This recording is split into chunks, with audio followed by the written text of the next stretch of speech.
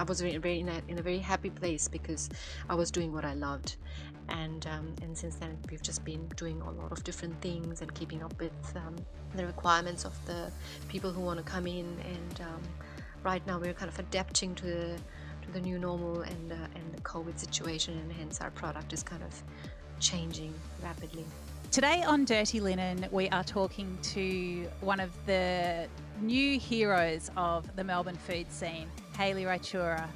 Haley has a restaurant that is impossible to get into, Enter via laundry. It's in her house. It only seats a handful of people and it only operates 1 day a week. Of course, at the moment, no restaurants are operating any days a week, but hopefully that'll soon change. As we're talking about the future, I thought it would be fantastic to talk to a woman who is making her way in the food scene, but on quite a different path. Haley's been thinking about whether she should open a restaurant, what the pitfalls would be, what the positives would be. And I think as everybody in the food industry right now is renegotiating their relationship with just about everything, it's a perfect time to have a chat. So Haley, welcome to Dirty Linen. Thank you so much. Thank you for having me. Now, I'm going to start by asking you to describe your most famous dish. You did it on MasterChef. It's the one that everybody talks about, and it's called Pasta Not Pasta. Can you tell us about Pasta Not Pasta so we get a little bit of a sense of what it is that you do?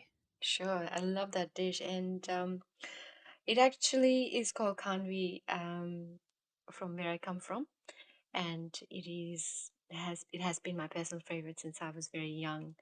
It basically is a snack made out of basin and water and a bit of yogurt, and it's highly technical.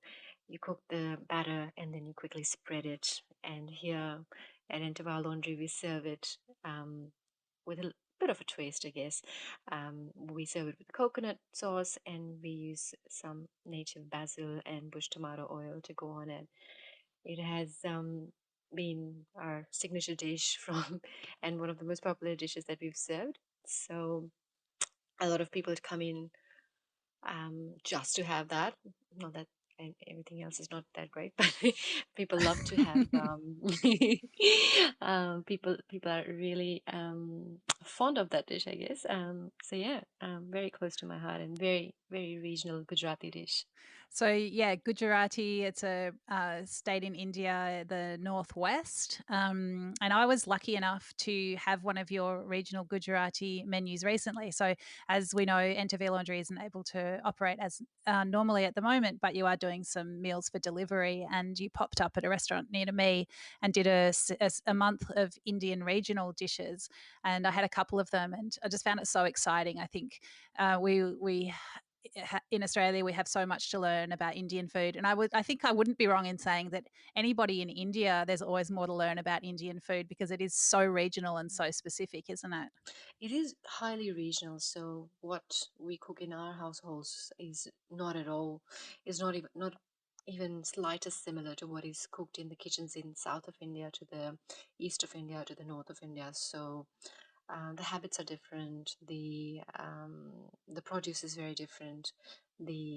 Obviously there are a lot of curries, and there are a lot of some very typical ways of eating food, which is curries with rice or with breads, but the way they're cooked and the ingredients and the spice composition that is used is super different. And I think I love doing what I'm doing right now, because every time we sit down and decide a region, we extensively research that region and learn so much about the food that um, um, the country that I've actually was born and brought up in, but I didn't have any idea of this other different cuisines that existed at the time. But slowly now, as we research and we are making regional more of our core, I love that we could learn so much and straight away release it as soon as we learn about it. Yeah, that's really fun. I think even besan, like you mentioned, besan, which is chickpea flour, just even the different things that are done with that in Indian regional food is so fascinating. So when I was in Mumbai last year, I I always choose a focus dish when I travel, like something to get obsessed with. So, recently spoke to somebody in Bali that my Balinese obsession was ayam betutu, like a steamed chicken dish with a spice paste. And my obsession dish when I went to Mumbai, there was about 20 of them, but the main one was curry, which I can't say properly, but it's that sauce made with besan, yogurt, and tempered spices. So it sounds actually a really similar mixture to your pasta, not pasta, but just a different thickness, and then you can turn it into a completely different dish. Yes, you got that right. It's almost similar, and has similar flavor profiles as well for Gujaratis at least. But the proportions are absolutely different. Um, and it just turns out to be a completely new dish. And curry in itself has so many variations. There is a Sindhi curry, there is curry that's made differently in Maharashtra. Curry is made very differently in south of India. So there is a yogurt and basin preparation that kind of runs around the country, but has its own adaptation as soon as it goes or enters into a different state. So I can say that, yeah. I think that's one of the things I love so much about Indian food is how adaptive it is, and to the obviously to the ingredients and to the seasons, and yeah, it's just so flexible and so creative. Yeah, I just absolutely love it. So Haley, you do not come to food through a traditional path. Can you tell us how you come to be running your micro restaurant? So this has always been a hobby of mine. The interval laundry, as we know it. I usually call it a place where we all come together and eat. I try and not call it a restaurant, given it has nothing that a restaurant has, in good and bad ways. So it doesn't have a commercial kitchen. It doesn't have all the things that comes along with it. So it's always been a hobby. I've always loved to cook, but f- I have been working as a HR advisor for a majority of my lifetime, because that's what I I studied, and that's what I have been pursuing since I got out of the university. But I think, given I had this very strong obsession with cooking and very strong relationship with cooking, I just felt normal and natural and happy when I was in the kitchen. And then I started cooking a lot of things, but I love the process of creative cooking. But then, after cooking a lot of these things, who was going to eat it? So, so then I thought, well, I'll invite friends and family, and showcase the things that I've learned along the way from some of the really good chefs and little stints of experiences that I've done at different restaurants, and then so that I can keep cooking very selfishly, and my friends and family could be guinea pigs who would come in and just taste all the food. But I guess it evolved very organically, and we got published in a few major medias, and since then it kind of it became more open to a lot more people, other than just friends and family. And then I guess I kept I kept learning more. I kept uh,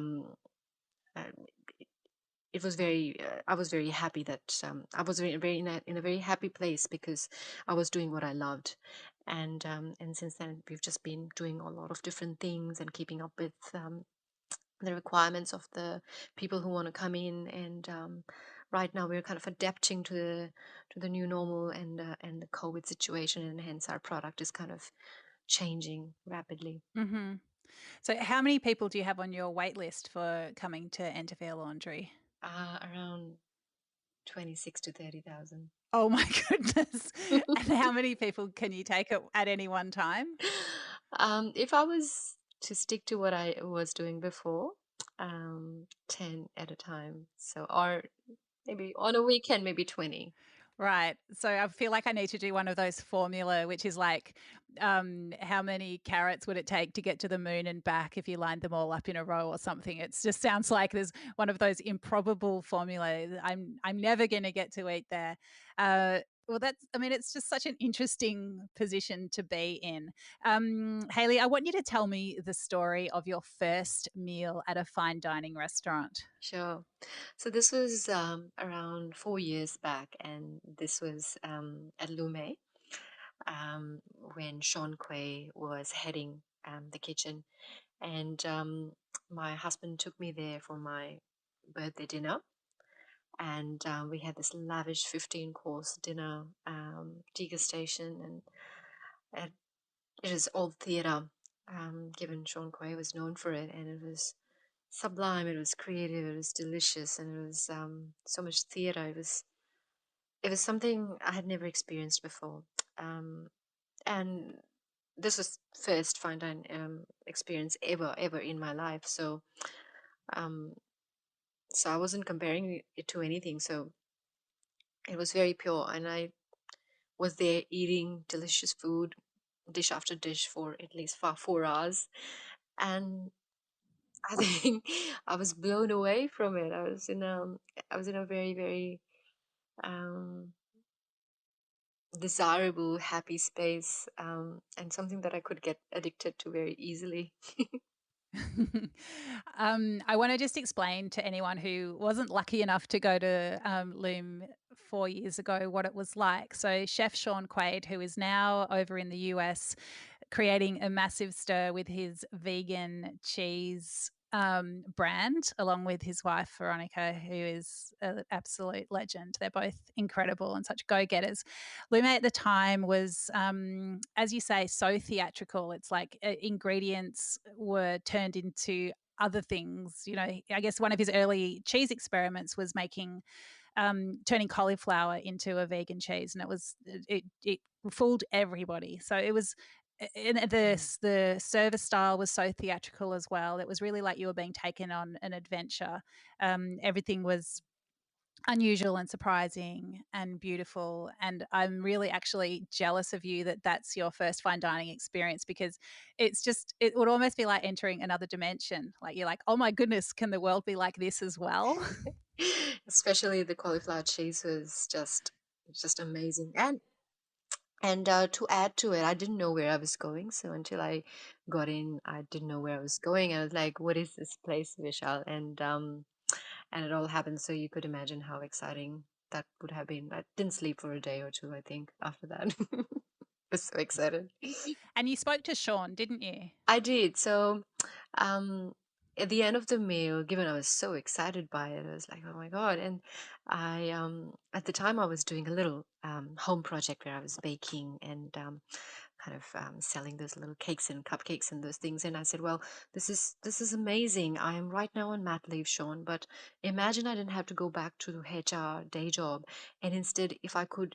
Work in this kitchen, because they had an open kitchen where they plated in front of you, and those plates came out to the table. So we were seeing all that, all the action happening in the kitchen. I was like, "Oh, imagine I could do this for a living instead of doing my HR job, which is pretty good, but why would you know?" And he was very kind enough to say, "Well, why don't you come in and have that experience? And we are looking for a pastry chef." And I said, "Well, not really anywhere close to a pastry chef, but I would love to come in and just experience the kitchen." And it was very generous of him, and I think that him actually asking or saying that, "Why don't you come and have a look?" I think changed a lot of things for me. A lot of things started and initiated from that. I think that's the starting point. I don't know. I struggle to put a point on starting point. Was it Vishal taking me to that dinner, or was it Sean saying, "Well, you can come in here," and that started this whole process? But it started somewhere, and I think um, Sean is one of the very big part for of me actually going and pursuing this as a project. Mm. So you did go and spend a day there, didn't you? And it was a long day. And as you mentioned, you were on maternity leave at the time. So tell us some of the thoughts that were going through your mind during and after that long day. Mm. So at the time, my son was a year and a half old, and this was on a weekday, so I had to, organize my husband to stay home while to look after my kids so that I could go to the restaurant so that I can have my experience.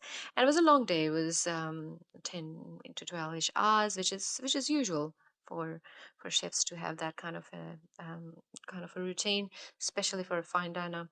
And um and um the breaks are not like the breaks that you get in a desk job. The type of work was obviously extremely different than what I was used to, which was sitting in an office on a desk and kind of replying to emails or taking phone calls or having those meetings. It's hands-on. You cannot really take a phone call to talk to your son while you're kind of using a mandolin, I guess. Yeah. So very dramatically different to what I was used to. And obviously long hours. And by the time I came back from work, my son was fast asleep. Had missed him all day, and he just got up obviously the next day. So I had missed him a day and a half, and obviously we had to take a day off just to look after him. Obviously we could send him to daycare, but at the time we were not. So that was kind of a full-on day for someone who was coming from a different industry. It was pretty full-on for me at that time.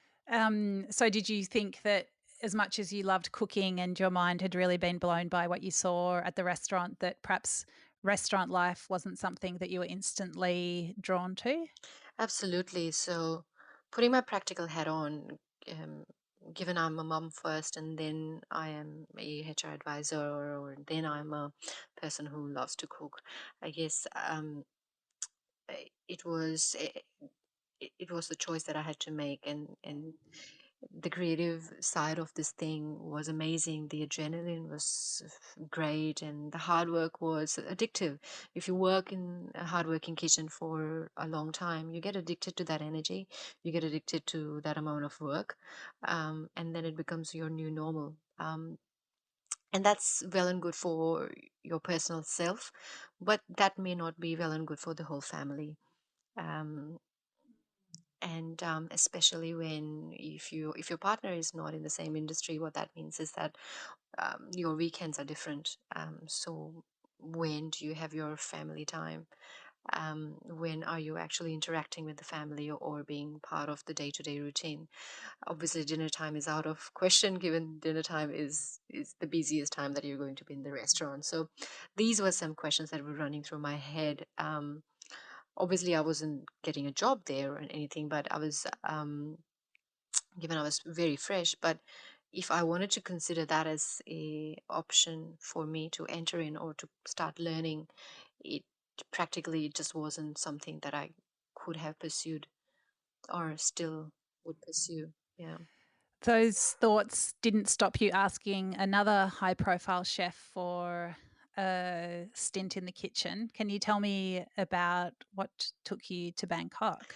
So yeah, there's this practical side of me who just takes really practical decisions.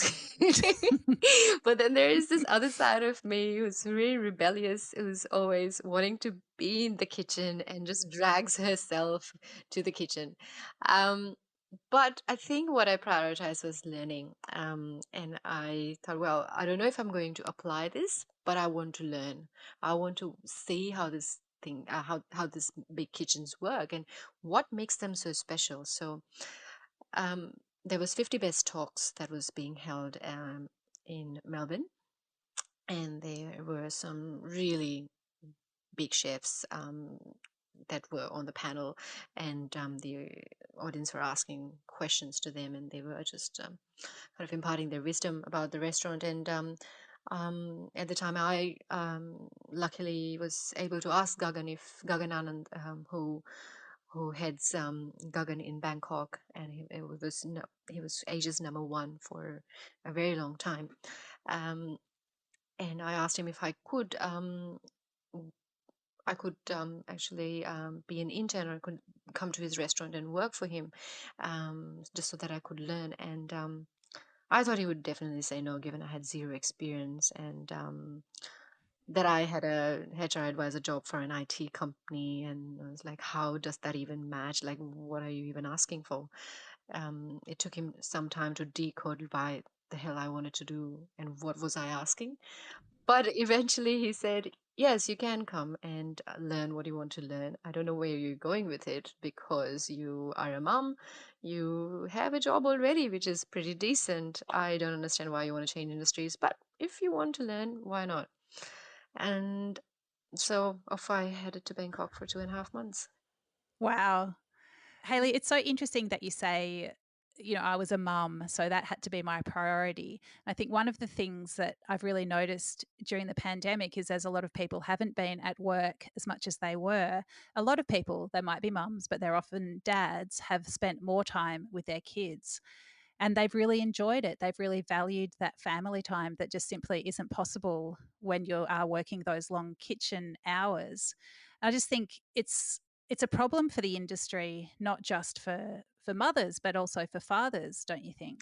It absolutely is. Imagine my son not being able to see his dad for weekends over weekends and missing um, events that usually happen on the weekends, family gatherings or birthdays, or taking kids to their friends' birthday parties, and or a lot of other things, or just dad being really tired because he had a long 12, 13 hour shift. And a lot of my friends who are chefs go through similar experience, and their kids and their families go through a similar experience, and hence I've heard them saying, don't get into this industry. Don't, if you've got a HR job, stick to it. Don't get into this. If you want to raise, if you want to be close with your kids, don't. Um, it's it's very hard because you as an end user, if I put myself into the other side of the spectrum where I am I'm a customer and I'm a guest and I want to go out for a dinner, I would want to go for dinner on a Friday night, possibly at around 6, so that I can come back on time and put my kids to bed and have a great time. Um, but the fact about that is also that someone in the kitchen would have to miss seeing their kids because they're cooking a meal for you to enjoy. Um, and so it's a very, very tricky, but I guess it's a very traditional setup that is just so engraved now in heads of people who are end users. And I think the people who are offering the service as well, that this is the format and this is how things happen. If you're celebrating, if you're it's celebrating, or if you're going out for a meal, it's probably is a Friday. Or if you are if you have opened a restaurant, your busiest day probably is going to be a Friday and a Saturday. So that clash is something, I guess, has been a norm for ages, and now it's just so engraved that it, it's so engraved, and it's just not flexible enough, I think. Mm. Well, this is if ever there's a time to shake things up and to rewrite the rules, it's now. And I know that people must ask you a million times a month if you're going to open a restaurant so that uh, those 26,000 people can at least go sometime in the next 20 years. Um, what would have to happen to the restaurant industry for you to consider opening a more traditional restaurant? I think there are a few things. If I was going to work for a restaurant, there is a different sets of rules that would apply, and there are different sets of rules that would apply if I were to open a restaurant. I always think when I put my HR hat on, and I think, well, for chefs who are females, female chefs who are always asked to make the hard choice of, well, you have to choose one thing or the other. I feel that there is a lot that could be done. For example, if I was full term pregnant, which I was when I was running Antiwire Laundry, which was last year, there came a time where I just couldn't. I just couldn't stand for the number of hours that I would usually stand, and be just myself, even. Um, I felt this is a choice for me and this is a hobby for me. I could shut this restaurant tomorrow and say, I'm just not feeling well, and so I'm not running a session on next weekend. But if I had that as a job, it would be very hard. It would probably n- be seen as something I'm trying to get away with, or it wouldn't be taken positively. Um, the the fixed rules about someone going on mat leave is 2 years mat leave plus whatever the employer pays you, and plus 18 weeks of leave from the government, needs a bit of a shake up. People who are in, women especially, who are in businesses and jobs where they are asked to where there's a physical element to it, where your presence is important. You're going to stand up for 12 hours a day, etc., etc. The set of rules need to be different, because physically they're not capable. It's very hard and challenging for women to stand up and working for at 7 months or 8 months. At least for me, it was.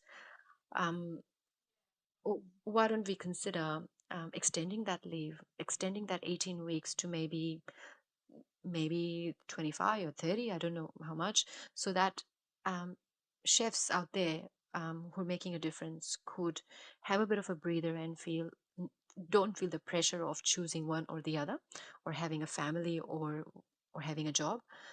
um, and on the other side of the spectrum, if you were a business owner, um, your presence is very important while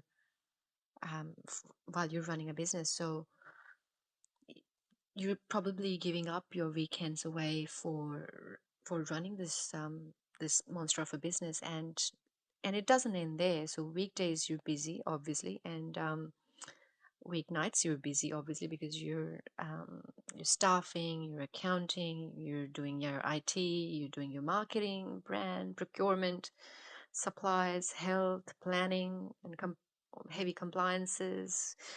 You're maintaining your Instagram. You're kind of trying to make sure you're, better off you're kind of doing everything to beat the competition.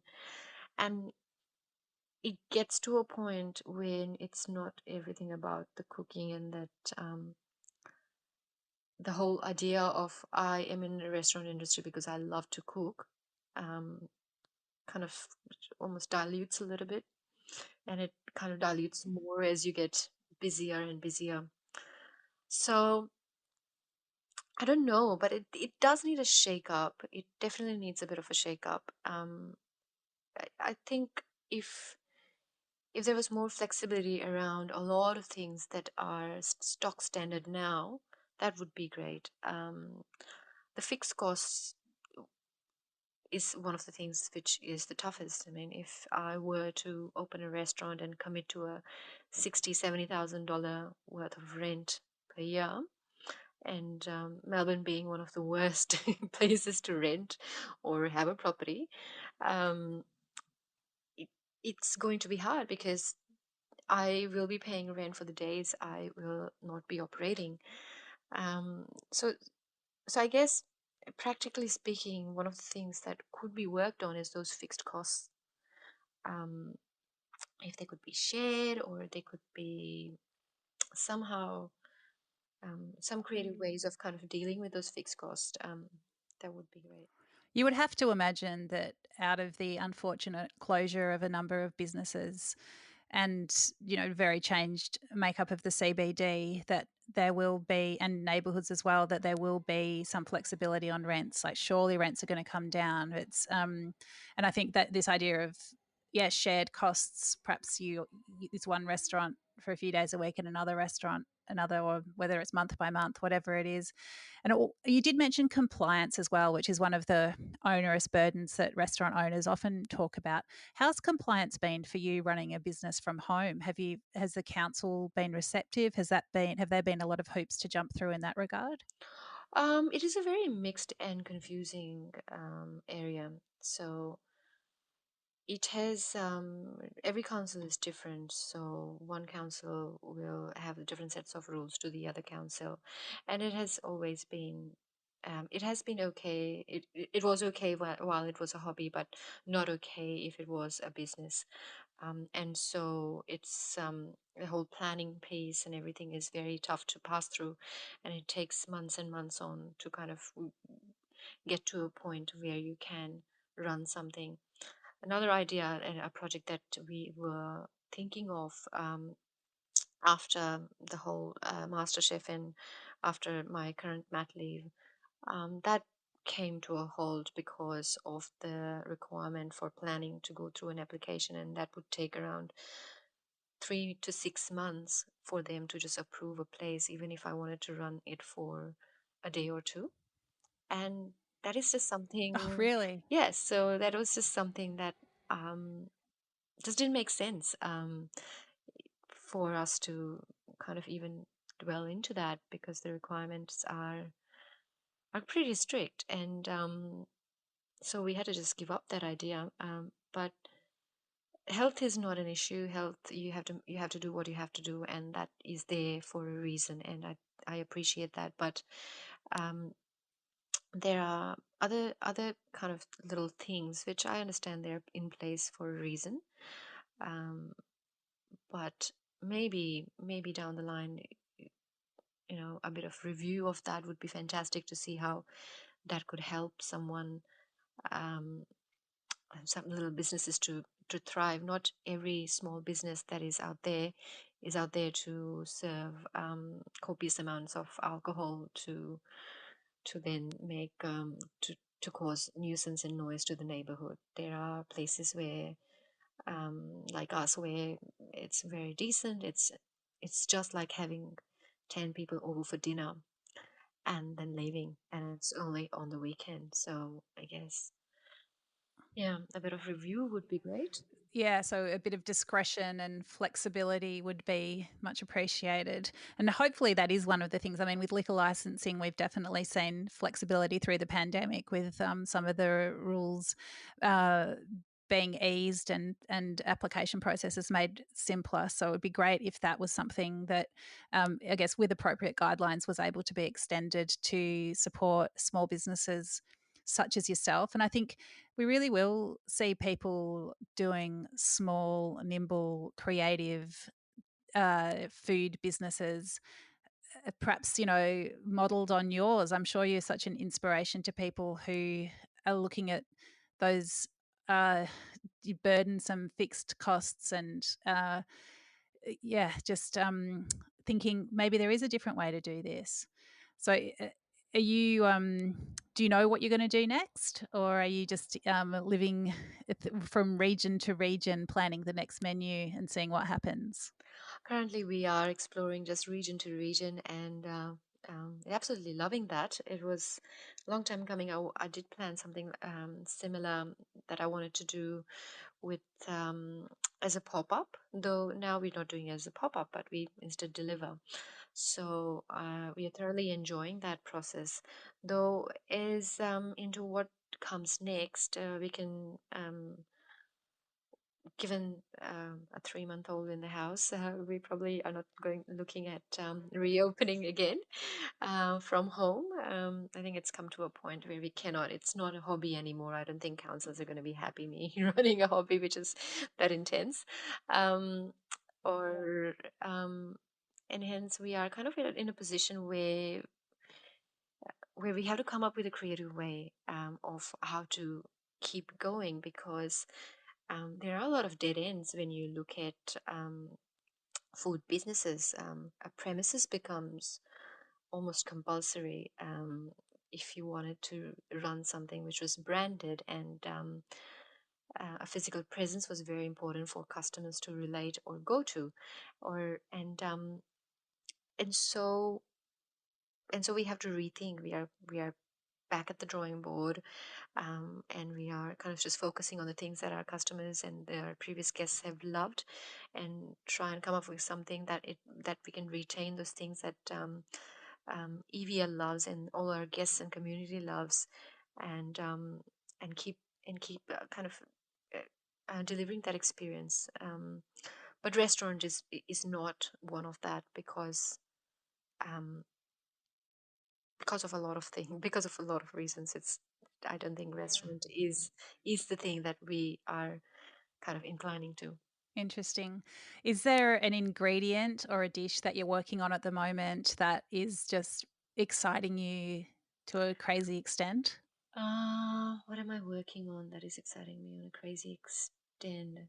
To be honest, I'm very obsessed with wattle flowers right now because they're everywhere. Ah, And as soon as I get in the car, I can see some outside my window. yes, and they've got this thing. They just keep looking at you and they say, like, screaming at me, saying, make something out of wattle. So I'm thinking that I want to make this. There's this concept of making gulkand in India, which is we ferment the rose petals, and then we use that as a mouth freshener or in desserts and things like that. So my head is, and rose petal itself does not taste like anything, but has a beautiful fragrance.